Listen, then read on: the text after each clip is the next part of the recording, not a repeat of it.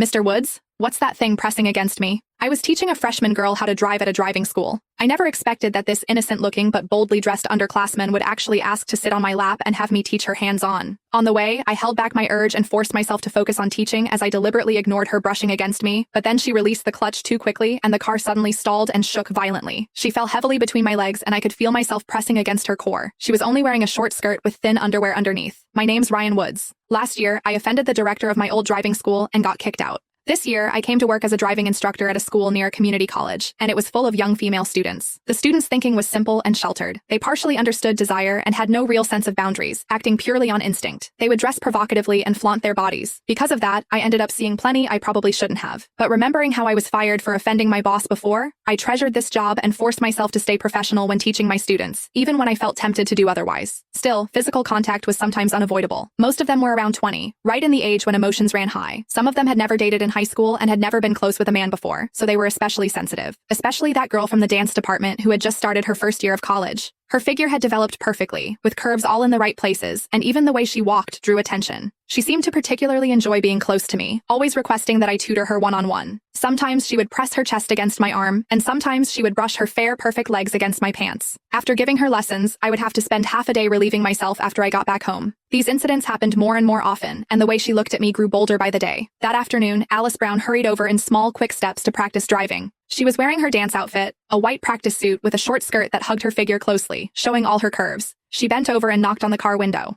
"Hey, Mr. Woods. Sorry, I'm late. I was just in dance class." Her dance outfit had a deep neckline, and when she bent over, it was hard not to notice the fullness contained inside. I opened the passenger door and smiled. "Took you a while. Hurry up and get in." She sat in the passenger seat, grabbed my arm, and pleaded in a soft voice. "I've already failed the field test 4 times. If I fail again, I'll have to start over. You have to help me." Looking at her pleading eyes, I sighed. "All right, then let's..." She suddenly leaned closer and whispered softly near my ear, "No, I can't learn like this." Her fingers slid down my arm and rested on my thigh. "How about I sit on top of you and you teach me hands-on?" I froze, filled with the scent of her perfume. Without knowing why, I nodded. "Thanks. I hope you don't mind me sitting on your lap." Alice climbed from the passenger seat onto me, her bottom sticking up as she shifted little by little. She had just come from dance class and was covered in a thin sheen of fragrant sweat. The marks looked especially mesmerizing against the white silk. I couldn't help but take a sniff, and the soft, sweet scent filled my lungs, making my heart pound faster. I wasn't sure if it was on purpose, but Alice suddenly placed her hand on my crotch. In that instant, I felt as if my body had been electrocuted. A numb and tingly sensation ran through me, and I shuddered hard. Alice hurriedly apologized. "I'm sorry, Mr. Woods. I didn't notice. Did I hurt you?" She was something else. I was obviously enjoying myself, but she was apologizing to me instead. I waved my hand and smiled. "It's fine.